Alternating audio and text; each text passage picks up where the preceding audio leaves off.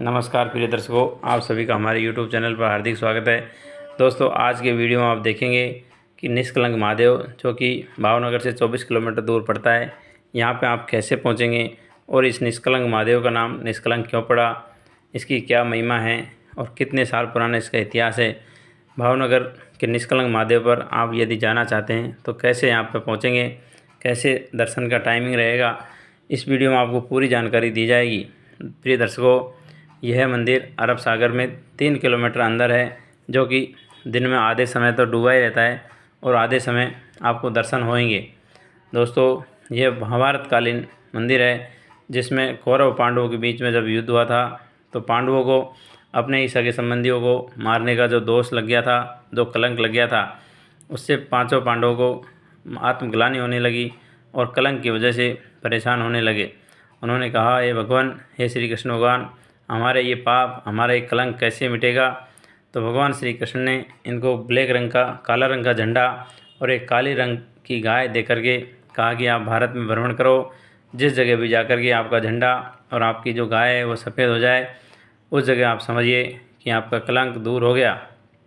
तो दोस्तों, भावनगर ज़िले के कोलियांग गांव के पास ये कोलियांग बीच है। यहाँ पर आप देख रहे होंगे कि इस जगह पे ये जो स्तंभ बना है, यहाँ पे पांचों पांडवों को जो अपना कलंक था वो दूर हो गया था। अपना जो झंडा था काले रंग का वो सफ़ेद हो गया और काले रंग की जो गाय थी वो भी सफ़ेद हो गई। दोस्तों, यहाँ पर रोज़ हज़ारों श्रद्धालु दर्शन के लिए आते हैं, लेकिन दोस्तों दर्शन की जो टाइमिंग होती है, हमारे हिंदी कैलेंडर की जो महीना होता है चैत्र वैशाख, इनकी जो प्रथमा द्वितीया अमावस्या पूर्णिमा शुक्ल पक्ष कृष्ण पक्ष, इन सब के हिसाब से होती है। दोस्तों, समुद्र का ज्वार अमावस्या और पूर्णिमा के दिन ज़्यादा आता है, तो इसीलिए दोस्तों प्रथमा द्वितीया सभी का जो टाइमिंग है वो अलग अलग होता है, उसी हिसाब से यहाँ पे आपको आना होता है। मंदिर में भगवान रोज़ दर्शन देते हैं और भगवान का यहाँ साक्षात प्रमाण है कि भगवान शिव ने पांचों पांडवों को दर्शन दिए थे और पांचों पांडवों को दर्शन देने के बाद उन्होंने भगवान शिव से कहा, हे भगवान, हमारा इस जगह पर जो मुलाकात हुआ है उसके बारे में क्या साक्ष्य रहेंगे, आने वाली पीढ़ियों को, आने वाले भक्तों को कैसे यहाँ पर दर्शन हो पाएंगे कि हमारा यहाँ कलंक दूर हुआ था, इसका क्या साक्ष्य रहेगा, क्या प्रमाण रहेगा। तो प्रिय दर्शकों, भगवान शिव ने पांचों पांडवों से कहा कि आप अपने रेत के शिवलिंग बनाइए और उनका जलाभिषेक कीजिए, उनकी पूजा अर्चना कीजिए, मैं यहाँ पर साक्षात विराजमान रहूँगा। तो दोस्तों, भगवान शिव के यहाँ कहने से पांचों पांडवों ने 5 शिवलिंग बनाए और 5 ही यहाँ पर नंदी हैं। उनको देखने के लिए, उनकी पूजा के लिए रोज़ हज़ारों यात्री यहाँ आते हैं। प्रिय दर्शकों, ये चौकोर चबूतरा आप देख रहे होंगे, इस पर एक छोटा सा कुंड बना हुआ है ऊपर, उसको पांडु तालाब कहते हैं। आने वाले श्रद्धालु जो कि पानी के अंदर पैदल चल के आते हैं, थोड़ा कीचड़ से पैर भी सन जाते हैं, तो उन आने वाले श्रद्धालु यहाँ पर अपने हाथ पैर धोते हैं और इसके बाद भगवान शिव की पूजा करते हैं। दोस्तों, यदि सच्चे मन से पूजा करते हैं तो भगवान शिव आप समझिए कि घट के वासी हैं, बाकी इस जगह पर तो विराजमान है ही, तो आपकी मनोकामना पूरी करते हैं, ऐसा यहाँ पर प्रमाण है। जब पांडवों का कलंक दूर हुआ तो हमारा आपका मनोकामना पूरी क्यों नहीं हो सकती है। दोस्तों, यहाँ आने का सबसे अच्छा तरीका, आप यदि सड़क मार्ग से आ रहे हैं तो बड़ोदरा, सूरत, अहमदाबाद, राजकोट, जामनगर से सीधा सड़क मार्ग से जुड़ा हुआ है। पहले आप भावनगर आएंगे और भावनगर आने के बाद 24 किलोमीटर दूर ये कोलियांग बीच है, यहाँ पर पहुँचेंगे। तो प्रिय दर्शकों, यदि आप रोरो फेरी से आना चाहते हैं, जो कि सूरत के हजीरा पोर्ट से चलती है, उसकी ऑनलाइन बुकिंग आपको मिल जाएगी और सीधा सूरत से जो ये हजीरा पोर्ट से आने का जो रास्ता है वो 45 किलोमीटर 50 किलोमीटर लंबाई है, उसमें आपको 4 घंटे का समय जहाज़ में लगता है। दोस्तों, घोघा बीच से कोलियांग बीच की दूरी मात्र 8 किलोमीटर है। यदि आप रोरो फेरी से आना चाहते हैं तो हजीरा पोर्ट से सीधा मिल जाएगा। अगर आप एयरपोर्ट से हवाई यात्रा से आना चाहते हैं तो भावनगर का एयरपोर्ट मुंबई, अहमदाबाद सभी जगह से जुड़ा हुआ है। और दोस्तों, आप रेल मार्ग से आना चाहते हैं तो भावनगर का जो रेलवे स्टेशन है भारत के लगभग सभी हिस्सों से जुड़ा हुआ है। यदि डायरेक्ट सेवा नहीं मिलती है तो पहले अहमदाबाद बड़ौदा आ जाइए, उसके बाद भावनगर की ट्रेन पकड़ लीजिए। सीधा रेल मार्ग से वातानुकूलित एसी स्लीपर बसें तथा ट्रेनें उपलब्ध है। तो दोस्तों, यहाँ तक आने का आपको मैंने रेल मार्ग का रास्ता बताया, हवाई मार्ग, रोरो फेरी, वायुयान का रास्ता। और दोस्तों, यहाँ कब आना चाहिए, कब विशेष पूजा होती है, ये आप इस वीडियो में देखेंगे। अमावस्या और पूर्णिमा के दिन यहाँ पे विशेष मातम है। काफ़ी लोग की जीविका यहाँ चलती है। सब लोग भगवान की आशा लेकर के, कोई तिलक लगाने में, कोई बेलपत्र बेचने में, कोई पानी बेचने में, कोई दूध बेचने में, कोई नारियल पानी चढ़ाने के बेचने में लगे रहते हैं। दोस्तों, ये जीवंत उदाहरण है जिसका महाभारत कालीन 5,500 वर्ष पुराना इतिहास है।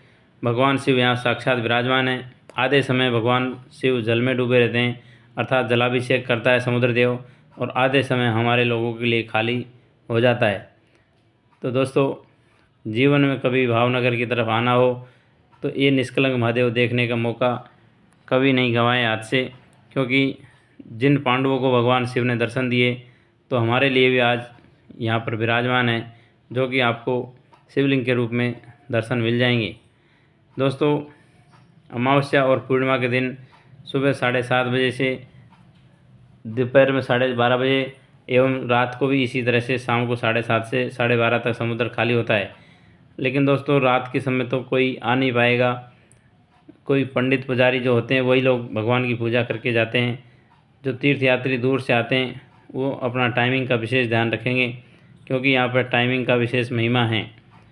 यदि आप गलत समय पर पहुँच गए तो फिर आपको 15 फुट पानी मिलेगा और जो भी 3 किलोमीटर समुद्र भरा हुआ मिलेगा, तो इसमें आपका जाना संभव नहीं होगा। दोस्तों, भगवान शिव का यदि दर्शन करना है, 5 पांडवों को जिन्होंने दर्शन दिए थे, हमारी भी मनोकामना पूरी करेंगे, तो यहाँ पर आप ज़रूर जाएंगे। तो दोस्तों, ये कोलियांग बीच, जो कि कोलियांग गांव के नाम से प्रसिद्ध है, भावनगर से खाली 24 किलोमीटर दूर है। यहाँ पर आएंगे तो भगवान शिव के दर्शन हो जाएंगे।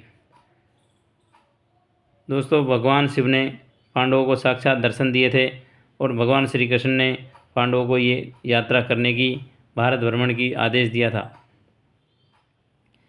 भगवान श्री कृष्ण ने पांडवों से कहा था कि ये काले रंग की ध्वजा और काले रंग की जो गाय है वो आपको भारत के जिस हिस्से में जाकर के सफ़ेद होती है, वहाँ पे आपका कलंक, जो कौरवों के हत्या करने का जो पाप लगा है, वो दूर हो जाएगा। तो दोस्तों, भगवान ने जब ये काला रंग का ध्वज दे करके भेजा था तो इस जगह पर काले रंग का ध्वज सफ़ेद हो गया था। ये विशेष महिमा है। यहाँ पर सभी लोगों के द्वारा यहाँ आएंगे तो यही कहानी सुनने को मिलेगी, जिसका शिव पुराण में और भागवत में भी इसका उल्लेख है। तो दोस्तों, एक बार जीवन में कभी मौका लगे तो भगवान के दर्शन के लिए साक्षात आएंगे। समुद्र देव का दर्शन होगा, ज्योतिर्लिंग का दर्शन होगा। मैंने भी यहाँ पर 2 बार यात्रा किया है, क्योंकि मैं खुद भावनगर में रहता हूँ। दोस्तों, हजीरा पोर्ट से जो घोघा के बीच में ये रोरो फेरी चलती है, वो आप देख सकते हैं कि बड़े बड़े जहाज़, जिसमें 4 व्हीलर, ट्रक और पर्सनल हम लोग भी बैठ के सवारी यात्रा करते हैं। इन जहाज़ों में बैठ करके आप सूरत के माध्यम से घोघा तक पहुंच सकते हैं। मात्र 50 किलोमीटर की दूरी है, जो कि ये 4 घंटे में तय कर लेता है जहाज़। तो दोस्तों, रोरो फेरी का फ़ायदा उठाइए, जो कि बिल्कुल नरेंद्र मोदी ने अभी चालू किया है। वैसे तो पहले भी चलता था, लेकिन बीच में कुछ समय के लिए बंद कर दिया था। अभी दोबारा इसको, रोरो फेरी को चालू किया है। तो आप रोरो फेरी का आनंद लीजिए, या फिर एयरपोर्ट के माध्यम से भी भावनगर पहुंच सकते हैं, जो कि मुंबई, सूरत, अहमदाबाद से फ़्लाइटें मिल सकती है। और बाकी ट्रेन, भावनगर की सभी जगह से ट्रेन यहाँ पे उपलब्ध है। और दोस्तों, यदि आप बस से, सड़क माध्यम से आना चाहते हैं तो सूरत से, वडोदरा से, गुजरात, अहमदाबाद से, गांधीनगर से, सब जगह से आपको वातानुकूलित बस और AC bus, non AC bus मिल जाएगी। तो यहाँ इस जगह का आनंद आप जीवन में ज़रूर लेंगे। और यदि रोरो फेरी चाहते हैं तो समुद्र का आनंद मिलेगा। दोस्तों, दर्शन करना, घूमना, पिकनिक मनाना जीवन का एक महत्वपूर्ण हिस्सा है, और भगवान का भी आपको दर्शन होगा।